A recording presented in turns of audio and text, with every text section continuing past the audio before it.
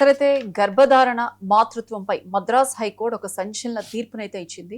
అసలు ఇందులో ఈ తీర్పు యొక్క వివరాలేంటి సార్? ఇందులో మహిళల హక్కుల గురించి అసలు కోర్టు ఏం చెప్పింది సార్? ఎస్ అండి. ఇప్పుడు Indian judiciary one of the best judiciaries అని చెప్తానమాట ప్రపంచంలోనే.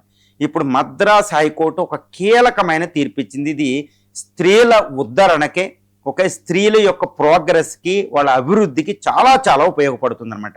ఎందుకంటే ఇండియాలో 140 కోట్ల మంది, 142 కోట్ల మంది జనాభా ఉంటే అందులో సగం మంది స్త్రీలు. దాంట్లో ఏమంటారంటే హాఫ్ ఆఫ్ ఇండియా అనే దానికి సమ్మిళత్వం లేదు, వాళ్ళకి సరైన ప్రాతినిధ్యం లేదు, జాబ్స్ లేవు, ఎన్నో రిస్ట్రిక్షన్స్ ఉంటాయి అన్నమాట.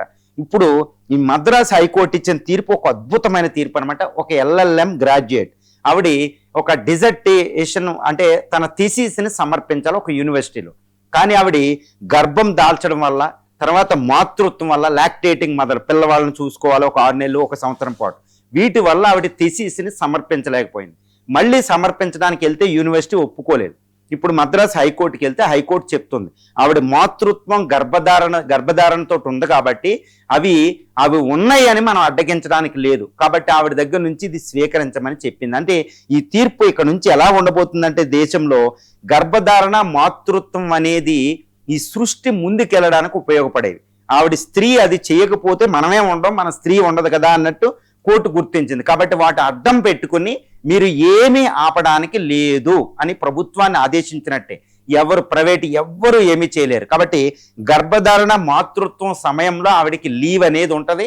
ఆవిడ దేన్నైనా పోస్ట్ పోన్ చేసే అవకాశాలు ఉంటాయి అన్నమాట. ఇది స్త్రీలకి ఇంకొక రకమైన హక్కుని కల్పించినట్టు, వాళ్ళకి సమ్మిళత్వాన్ని ఇచ్చినట్టు, ఇలా ఒక అద్భుతం అనేది జరిగిందనమాట. ఈ తీర్పు ద్వారా చాలా కీలకమైన తీర్పుగా మనం చెప్పుకోవచ్చు. ఇప్పుడు స్త్రీ తన మాతృత్వం, ఈ యొక్క గర్భధారణ ఈ సమయాలను ఒక సెలవుగా ప్రకటించడం చాలా రాష్ట్రాలు అవి తీసుకుంటుంది. ముఖ్యంగా కేరళ కూడా చాలా అద్భుతం చేసింది ఈ విషయంలో, త్రిపుర, కొన్ని స్టేట్లు అనమాట.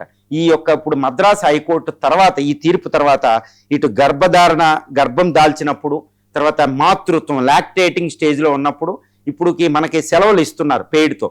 ఇంకా ఎక్కువ రైట్స్ ఇప్పుడు ఉమెన్కి వచ్చే అవకాశం ఉంది. ఇది ఒక చట్టంలోకి కూడా ప్రవేశించేటట్టు ఉంది. అంటే ఒక ప్రోగ్రెసివ్ లా అంటారు, ప్రోగ్రెసివ్ జ్యుడిషియరీలో భాగంగా ఇది సంభవించింది. కాబట్టి భారతదేశంలో స్త్రీలకి ఒక గొప్ప హక్కుని, ఇప్పుడు దాకా అంతర్భాగంగా ఉన్న ఒక సహజ హక్కుని కల్పించినట్టు అనమాట. ఇది ఉమెన్ రైట్స్కి, ఉమెన్ డెవలప్మెంట్కి భారతదేశంలో చాలా చాలా ఉపయోగపడబోతుంది భవిష్యత్తులో.